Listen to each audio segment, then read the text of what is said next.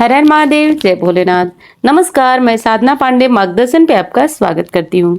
तो चलिए दोस्तों, आज के वीडियो में हम जानेंगे प्रदोष व्रत के बारे में।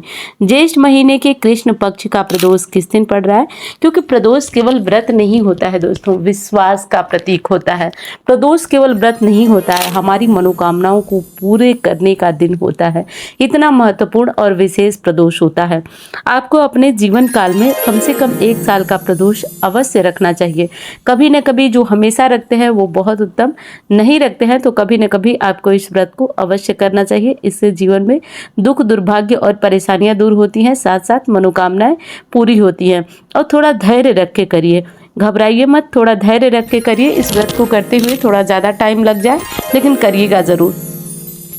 विशेषकर इस बार का प्रदोष जो है वो मैं ये कहने वाली हूँ कि जिन महिलाओं को पुत्र संतान की इच्छा है या कोई भी संतान नहीं है, वो करना चाहें तो इस बार की महिलाएं ध्यान से वीडियो को सुने तो सभी लोग आपके काम की वीडियो होगी, लेकिन ध्यान से सुनिए और इस व्रत को आप ज़रूर उठाइए। ज़रूर इस बार से इस व्रत को करिए। ज्येष्ठ मास की, हाँ, पीरियड्स वगैरह में है तो आप इस व्रत को नहीं कर सकते हैं।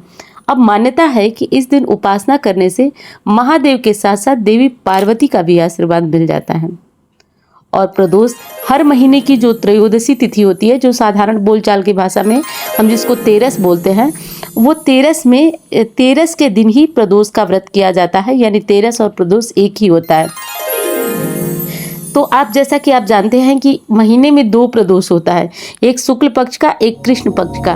तो आज जो मैं बात करने वाली हूँ वो है कृष्ण पक्ष के प्रदोष के बारे में। ये ज्येष्ठ महीने के कृष्ण पक्ष का प्रदोष है। और कृष्ण पक्ष के प्रदोष से जो ये किसी भी महीने के कृष्ण पक्ष के प्रदोष से आप प्रदोष का व्रत उठाना चाहें तो बिल्कुल उठा सकती हैं। इसमें कहीं से किसी प्रकार की दुविधा या संशय वाली स्थिति बिल्कुल नहीं है। प्रदोष का व्रत करने से एक तो परिवार में शांति बनी रहती है, जीवन में समस्याएं दूर होती हैं, मनोकामनाएं पूरी होती हैं। वैसे दोस्तों, चाहिए तो ये कि हमेशा ही प्रदोष का व्रत करें और हमेशा ही प्रदोष का व्रत करके भोलेनाथ की आराधना प्रदोष के दिन शाम को जाकर करें किसी शिवालय में। लेकिन नहीं हो पाता है तो आप घर पे भी मिट्टी का शिवलिंग बनाकर घर पर ही विधि विधान से शिव जी की आराधना पूजा कर सकती हैं। ऐसा करने से भी शिव जी विशेष कृपा अपनी करते हैं, तो ये कर लीजिएगा। और ज्येष्ठ मास तो बहुत विशेष है। तो पहले तो हम ये जान लेते हैं कि ज्येष्ठ मास की कृष्ण पक्ष का प्रदोष रखा कब जाएगा। तो मई महीने का ये जो आखिरी प्रदोष है और ज्येष्ठ महीने का पहला प्रदोष है, वो 24 मई को शाम 7:20 पर शुरू होगा, 24 मई को, और 25 मई को दोपहर 3:51 पर रहेगा। उदया तिथि में पड़ने के कारण जैसा कि आप देख रहे हैं कि 25 मई को 3:51 पर प्रदोष काल शुरू होने से पहले ही खत्म हो जा रहा है। तो इसलिए जो प्रदोष काल की पूजा होगी, उस प्रदोष की पूजा होगी वो 24 मई को ही होगी। तो 24 मई को दिन शनिवार पड़ रहा है, तो शनि प्रदोष व्रत इस बार किया जाएगा। तो कतई आपको 25 तारीख को व्रत नहीं करना है, क्योंकि 25 तारीख को 3:51 पर तिथि समाप्त हो जा रही है, और तब समाप्त हो रही है जब प्रदोष काल प्रारंभ नहीं हुआ है। तो इसलिए 24 मई को ही प्रदोष का व्रत किया जाएगा। एक तो देखिए, जिन लोगों की कुंडली में शनिदेव पीड़ा दे रहे हैं, साढ़े साती है, ढैया है, या कोई भी प्रॉब्लम चल रही है कुंडली में शनि से जुड़ा हुआ, तो उनको आराम मिल जाता है शनि का ये व्रत करने से। और दूसरी चीज़ कि जिन लोगों की संतान नहीं है या केवल बेटी संतान है, बेटा संतान चाहिए, वो लोग भी इस व्रत को कर सकते हैं। इस व्रत को करने से उन्हें पुत्र संतान की प्राप्ति होती है। वैसे ही जब बड़ी बुजुर्ग महिलाओं से आप पूछेंगे तो वो आपको बताएंगी शनि प्रदोष का व्रत। और प्रत्यक्ष की बात कहूँ तो मेरे जानने में ही कई लोग ऐसे हैं जिनके कार्य पूरे हुए हैं। तो जो बहनें कहती रहती हैं, अभी जल्दी ही मैं रिप्लाई उनका नहीं कर पाई, बहुत लंबे टाइम से वो चैनल हमारा देखती हैं, और वो कमेंट की थी कि 6 साल हो गया शादी को, संतान नहीं है।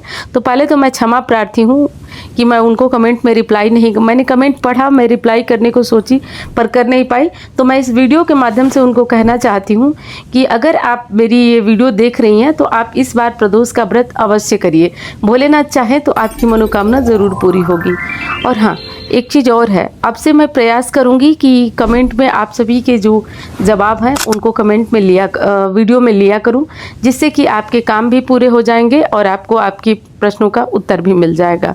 तो ये हो गया। अब बात आती है कि प्रदोष काल की पूजा का शुभ मुहूर्त क्या रहेगा, किस मुहूर्त में आप पूजन करेंगे।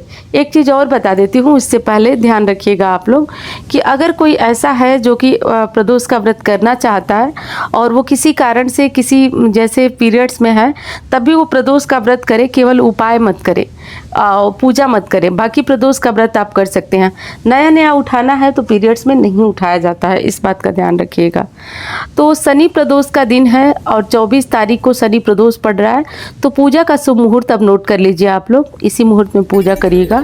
7:20 से 9:13 तक त्रयोदशी की दिन तिथि रहेगी और आप पूजा करेंगे शाम के समय। एक बार फिर बता देती हूँ, 7:20 से 9:13 तक प्रदोष काल पूजा का शुभ मुहूर्त होगा। जो लोग पारण करेंगे, शनिवार का प्रदोष करने के बाद पारण करेंगे, तो पारण का समय अगर नोट करना चाहते हैं तो वो भी नोट कर लीजिए। पारण का समय है 25 मई को सुबह 5:26 से। इसके बाद आप पारण कर सकते हैं। तो इस तरीके से करके आपको ये व्रत कर लेना है। और एक चीज़ और विशेष है जिसका कि ध्यान रखिए आप लोग, प्रदोष के व्रत में अगर कोशिश करें कि नमक का सेवन न करें, नमक नहीं खाया जाता है हर हाल में, तो इस विशेष बात का ध्यान रखिए कि आपको प्रदोष के व्रत में नमक नहीं खाना होता है। और हाँ, रही बात अनाज की, तो जिन लोगों का शरीर कमज़ोर है, किसी कारण से नहीं चल पा रहा है, वो नमक का सेवन कर लें। कहीं किसी प्रकार से दिक्कत दुविधा वाली बात नहीं है, लेकिन प्रयास करिए कि नमक भी ना खाएं। मीठा भोजन आप कर सकते हैं। मीठा भोजन जैसे कि आप खीर वगैरह बनाएं, हलवा बनाएं, भोलेनाथ को चढ़ाएं और वो भोजन आप खुद कर लें। अब चलिए, आज का प्रदोष बहुत विशेष है, तो उपाय बता देती हूँ क्या करना है आपको।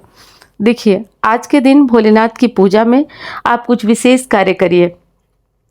आज काला तिल और जल मिलाकर भोलेनाथ के शिवलिंग पर आज जाके चढ़ाइए। और ये जल सामान्य जल ना लीजिए, आप तीर्थों का जल ले लीजिए। गंगा, यमुना, सरस्वती, कहीं से भी बढ़िया जल आप ले आइए। गंडकी का जल तो भोलेनाथ को विशेष प्रिय है, तो कभी जाएं तो वहाँ से जल जरूर लाएं।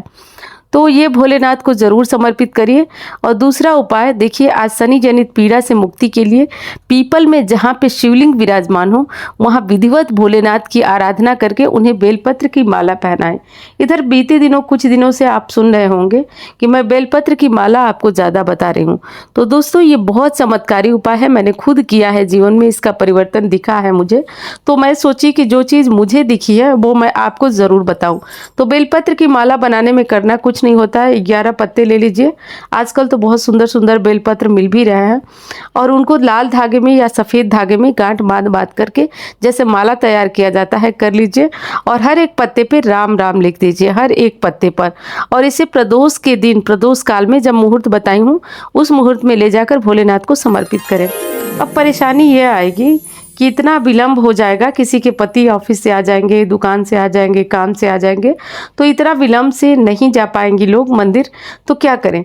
तो देखिए, आप शाम को जाकर किसी भी टाइम आप पूजा कर सकते हैं। किसी भी टाइम जाकर शाम को आप पूजा कर लीजिए, लेकिन पूजा ज़रूर कर लीजिए।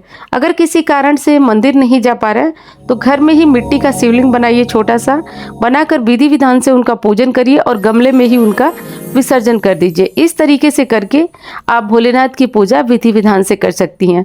तो मैं उम्मीद करती हूँ वीडियो आपको पसंद आई होगी। अब मैं मिलती हूँ आपसे अन्य वीडियो में। धन्यवाद।